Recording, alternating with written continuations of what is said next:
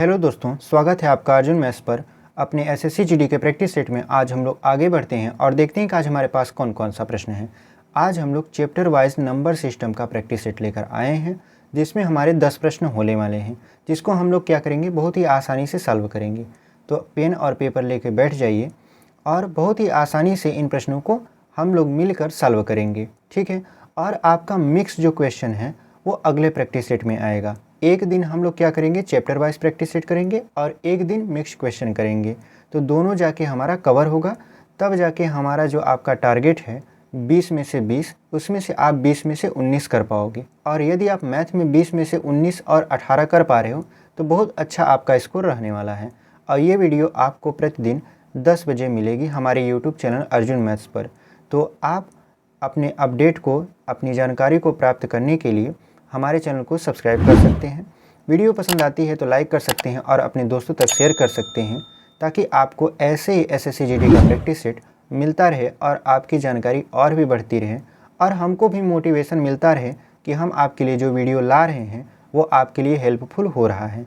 और यदि कोई भी समस्या आती है प्रश्नों को लेकर तो आप उसे कमेंट में बता भी सकते हैं, ताकि हम उसे अगली बार आपको यदि कोई प्रश्न नहीं समझ में आ रहा है तो बता सकें, ठीक है।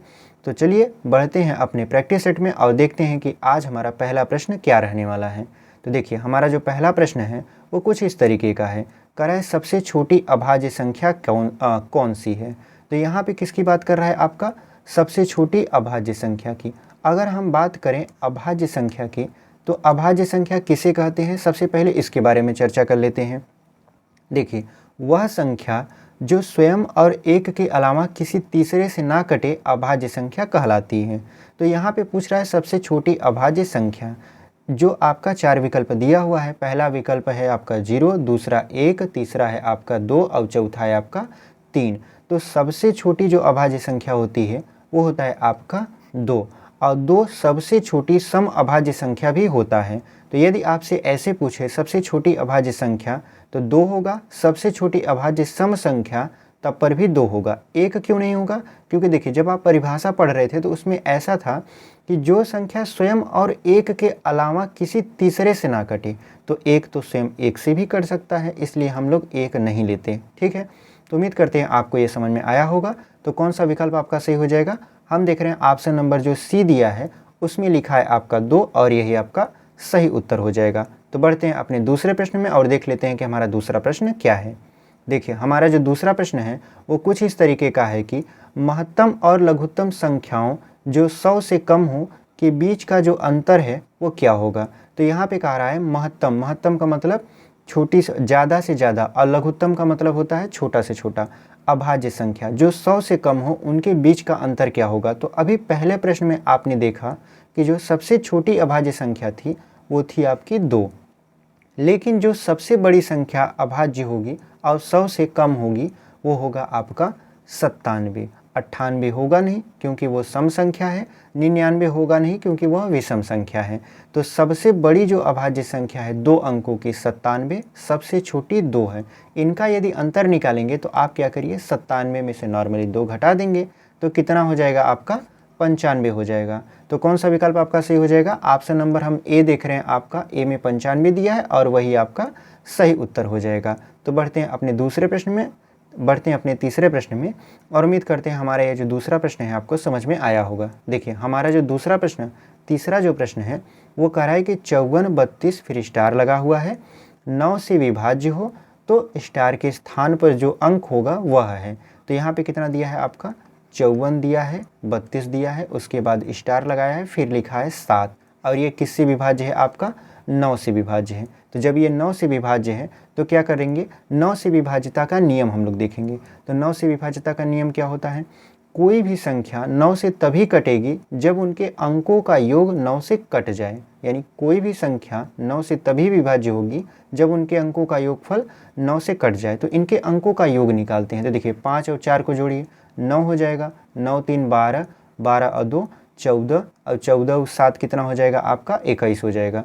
यानी 21 और प्लस स्टार हो जाएगा। ये किससे कटना चाहिए? 9 से। तो स्टार के स्थान पर ऐसी कौन सी संख्या रख दें कि ये क्या हो जाए? 9 से कट जाए। तो विकल्प में देखते हैं, 0 रखने पर कटेगा नहीं, 1 रखने पर कटेगा नहीं, 22 हो जाएगा, नहीं कटेगा।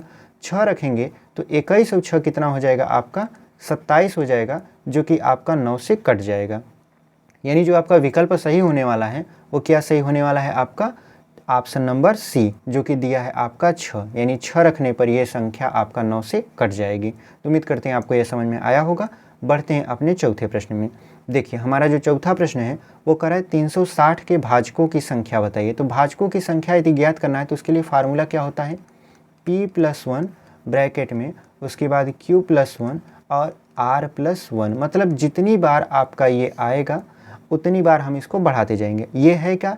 ये है आपका घात। ठीक है, तो जो 360 है उसको सबसे छोटा रूप में विभक्त करेंगे और देखेंगे कि उसकी घात में क्या आता है। तो देखिए 360 को लिख सकते हैं 8 गुणे 9, 8 9 72 और 72 पंचे होता है 360।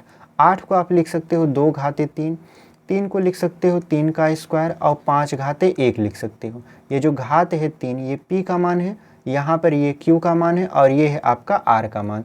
तो यहाँ पे क्या करिए, रखिए 3 + 1 कर दीजिए, उसके बाद कर दीजिए आप यहाँ पर 2 + 1, उसके बाद कर दीजिए यहाँ पे 1 + 1।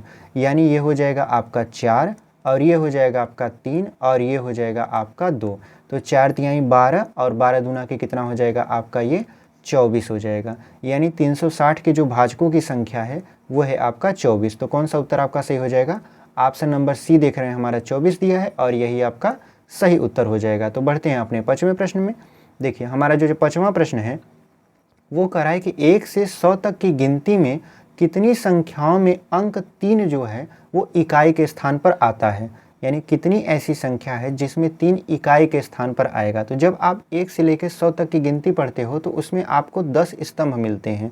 10 स्तंभ यानी पहले स्तंभ में 3 इकाई के रूप में, उसके बाद 13, उसके बाद 23, उसके बाद आपका 33, फिर आपका 43, उसके बाद कितना हो जाएगा आपका? 53, उसके बाद 63, उसके बाद 73, फिर आपका 83 और लास्ट में हो जाएगा 93। यानी इसको जब काउंट करेंगे तो कुल ऐसे कितने संख्या है जिसमें जो 3 है वो इकाई के स्थान पर आया है? तो 10 संख्या है। तो कौन सा उत्तर आपका सही हो जाएगा? ऑप्शन नंबर हम सी देख रहे हैं, आपका 10 दिया है और वही आपका सही उत्तर हो जाएगा। तो बढ़ते हैं अपने अगले प्रश्न में। देखिए हमारा जो अगला प्रश्न है वो कह रहा है कि यदि कोई संख्या 31 से उतनी बड़ी है जितनी वह 75 से छोटी है तो वह संख्या बताइए। तो देखिए यहाँ पे हम लोग क्या करेंगे, थोड़ा जुगाड़ लगाएंगे। यहाँ पे आप कुछ मत करिए, 31 जो है आपका, 31 में आप 75 जोड़कर 2 से भाग कर देंगे तो आपका उत्तर आ जाएगा। यानी इसको जब जोड़ेंगे तो आपका कितना हो जाएगा? 106।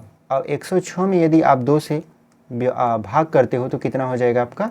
53। यानी जो संख्या है वो आपका 53 हो जाएगा, जो कि 31 से उतना ही बड़ा है जितना कि वह 75 से छोटा है। तो कौन सा विकल्प आपका सही हो जाएगा? ऑप्शन नंबर हम देख रहे हैं सी जो है आपका 53 दिया है और वही आपका सही उत्तर हो जाएगा। लेकिन इसको यदि बेसिक से लगाएं तो कैसे लगाएंगे? तो मान लेते हैं कि संख्या जो हमारी थी वो यक्स थी। यक्स जो है 31 से उतना ही बड़ा है, तो कितना बड़ा है? तो यक्स माइनस 31 कर देते हैं। 75 से उतना छोटा है तो 75 माइनस क्या कर देंगे? यक्स कर देंगे। यक्स को इस तरफ लाएंगे तो हो जाएगा 2x और यहाँ पे 31 को इस तरफ लाएंगे तो 75 और 31 जोड़ देंगे तो कितना हो जाएगा आपका? 75 + 31, यानी ये हो जाएगा आपका 106 और ये जो गुणा में है ये आपका हो जाएगा भाग में, मतलब 53 आ जाएगा। तो ऐसे भी आप लगा सकते हो, ऐसे भी लगा सकते हो, आपका उत्तर सही आएगा। तो बढ़ते हैं अपने 7वें प्रश्न में और देख लेते हैं कि हमारा 7वां प्रश्न क्या है। और अभी तक वीडियो में बने हुए हैं तो चैनल को ज़रूर सब्सक्राइब करके जाइए, क्योंकि आपका ये एक सब्सक्राइब करना हमको बहुत मोटिवेट करता है कि हम आपके लिए ऐसे ही मेहनत करके वीडियो लेकर आएँ। तो देखिए हमारा जो 7वां प्रश्न है वो कह रहा है कि यदि 2 संख्याओं का योग a है और उनका गुणनफल b है तो उनके व्युत्क्रमों का योग क्या होगा। तो अगर आप ऐसे प्रश्न तो बहुत सॉल्व किए होंगे, लेकिन इसको थोड़ा जुगाड़ से सॉल्व करें तो क्या करेंगे? सबसे पहले आप योग लिखेंगे, फिर बटे में गुणनफल लिख देंगे, आपका उत्तर आ जाएगा। इसमें कोई आपका लॉजिक नहीं लगाना है, कोई टाइम वेस्ट नहीं करना है। तो आपका जो योग है वो है a और जो गुणनफल है वो है b। तो a बटा b आपका क्या हो गया? आंसर हो गया। लेकिन यदि इसे हम बेसिक से थोड़ा समझ लें, पहली बार यदि आप देख रहे हो ऐसे प्रश्न, तो देखिए जो हमारी पहली संख्या है उसको हम यक्स मानेंगे और दूसरी संख्या जो है वाई मानेंगे। तो इनका जो योग है वो तो ए दिया है और इनका जो गुणनफल है वो दिया है आपका बी। तो पूछ रहा है 1/x प्लस 1/k वाई। तो इसका जब एलसीएम लेंगे तो यक्स वाई हो जाएगा और जब यहाँ पे इसको सॉल्व करेंगे तो यक्स प्लस वाई हो जाएगा। तो यक्स प्लस वाई का मान दिया था ए और यक्स इंटू वाई का मान दिया था आपका बी। तो जो हमारा उत्तर आएगा वो ए अपान बी आएगा। तो कौन सा विकल्प आपका सही हो जाएगा? ऑप्शन नंबर जो सी है वो आपका ए अपान बी दिया है, वही आपका सही उत्तर हो जाएगा। तो देख लेते हैं हमारा 8वां प्रश्न क्या है और इसको भी आसानी से सॉल्व कर लेते हैं। देखिए हमारा जो 8वां प्रश्न है वो कह रहा है कि यदि दो संख्याओं का योग 37 है और उनके वर्गों का अंतर 185 है तो दोनों संख्याओं का अंतर क्या होगा। ऐसे प्रश्न में दोनों संख्याओं का अंतर आपसे निकालने के लिए पूछे तो आप दोनों संख्याओं के अंतर निकालने के लिए एकदम इसको सेकंडों में निकाल सकते हो। कैसे? आप कुछ मत करिए, जो वर्गों का अंतर है उसमें वर्गों के योग से भाग कर दीजिए, संख्या के योग से, वर्गों के योग से नहीं। तो संख्या का योग कितना दिया था? 37, भाग करेंगे तो 37 पंचे होता है 185, यानी 5 बेरिया में ये कट जाएगा। तो जो आपका संख्या का अंतर था वो 5 आ जाएगा। तो कौन सा विकल्प आपका सही हो जाएगा? ऑप्शन नंबर बी देख रहे हैं, हमारा 5 दिया है और यही आपका सही उत्तर हो जाएगा। लेकिन यदि आप इसे बेसिक से लगाएं, पहली बार लगा रहे हो तो कैसे लगाओगे, यानी सीख रहे हो तो कैसे लगाओगे? यहाँ पे मान लेंगे पहली संख्या जो हमारी थी वो ए थी, दूसरी संख्या बी थी, तो इनका योग कितना हो जाएगा? ए प्लस बी, जो कि दिया है 37। इनके वर्गों का अंतर यानी संख्या के वर्गों का अंतर ए स्क्वायर माइनस बी स्क्वायर कितना दिया है आपका? 185। अब देखिए ए स्क्वायर माइनस बी स्क्वायर का फार्मूला होता है, एक ब्रैकेट में ए प्लस बी, दूसरे में ए माइनस बी, यानी हो जाएगा ए प्लस बी और यहाँ पे हो जाएगा ए माइनस बी, बराबर कितना हो जाएगा आपका? 185 के। अब देखिए यहाँ पर a प्लस बी की वैल्यू दिया था तो ये गुणा में है, उधर जाएगा भाग में हो जाएगा, यानी a माइनस बी अगर आप निकालने बैठो तो 185 में ऑलरेडी आपको किसका भाग करना पड़ेगा? 37 का। तो कितना आ जाएगा? 5 आ जाएगा, जो कि यहाँ पर हमने शुरू में ही बता दिया था। तो उम्मीद करते हैं आपको ये समझ में आया होगा। तो बढ़ते हैं अपने 9वें प्रश्न में और देख लेते हैं कि हमारा 9वां प्रश्न क्या है। देखिए हमारा जो 9वां प्रश्न है वो कह रहा है कि दो संख्याओं का जो गुणनफल है वो 45 है और उनका जो अंतर है वो 4 है, तदनुसार उन संख्याओं के वर्गों का योग कितना होगा। तो देखिए दो संख्या है, गुणनफल दिया है तो ए बी बराबर कितना दिया है आपका? मान लेते हैं पहली संख्या ए, दूसरी संख्या बी मान लिए, तो गुणनफल ए बी का मान कितना दिया है? 45। उसके बाद अंतर दिया है यानी ए माइनस बी, ये दिया है आपका 4। यदि आप इसे बेसिक से लगाओगे तो बहुत ज़्यादा टाइम लगेगा, तो आप थोड़ा दिमाग लगाइए। 45 को इस तरीके से तोड़िए कि आपका गुणा करने पर 45 आए और घटाने पर आपका 4 आ जाए।